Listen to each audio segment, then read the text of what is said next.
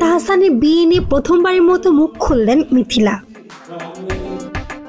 চলতি বছরের শুরুতেই জীবনের নতুন অধ্যায় শুরু করেছেন দেশের জনপ্রিয় সঙ্গীত শিল্পী ও অভিনেতা তাহসান খান। মেকওভার শিল্পী রোজা আহমেদকে বিয়ে করেছেন তিনি।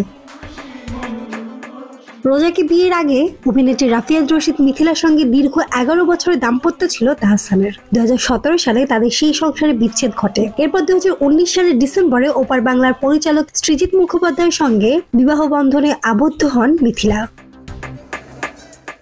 অন্যদিকে মিথিলার সঙ্গে বিচ্ছেদের পর দীর্ঘদিন কোনো সম্পর্কে জড়াননি তাহসান। তবে 2025 সালের শুরুতেই নিজের জীবনের দ্বিতীয় ইনিংস শুরু করার খবর প্রকাশ্যে আনেন।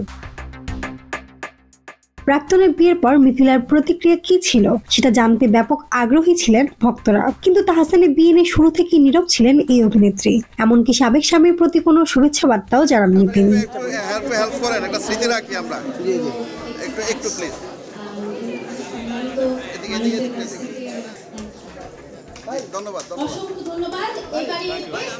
তবে সম্প্রতি এক সাক্ষাৎকারে তাহসানের বিয়ে নিয়ে প্রশ্নের মুখে পড়েছিলেন মিথিলা। সেখানে তিনি বলেন, বিয়ে নিয়ে আমার কিছুই বলার নেই, এটা নিয়ে কথা বলতেও চাই না, এটা যার যার ব্যক্তিগত বিষয়, এটা আমারও কোনো ব্যক্তিগত বিষয় না যে আমি কথা বলবো। যার জীবনের ঘটনা এটা তার ব্যক্তিগত বিষয়, এখানে আমার কিছুই বলা থাকতে পারে না। লাল শাড়িতে যাবা, সাদা কাপড়ে আসবা, মেয়েদেরকে অ্যাডজাস্ট করতেই হয়। এর আগে মিথিলা এক সাক্ষাৎকারে বলেছিলেন, বিচ্ছেদ হয়ে গেলেও তাহসানের সঙ্গে তার বন্ধুত্ব রয়েছে। অভিনেত্রী মনে করেন, সন্তান থাকলে তার স্বার্থ আগে দেখতে হবে, সন্তানের মানসিক স্বাস্থ্য সবার আগে। যে কোনো বিবেক সম্পন্ন মানুষই চাইবে যেন এই ঘটনা আর না ঘটে।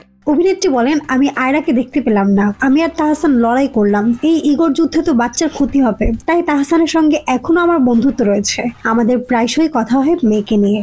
শিক্ষার্থীদের নিয়ে কাজ করেছি। মাহমুদ আঞ্জুম বৃষ্টি, ডেস্ক রিপোর্ট, কথা কও।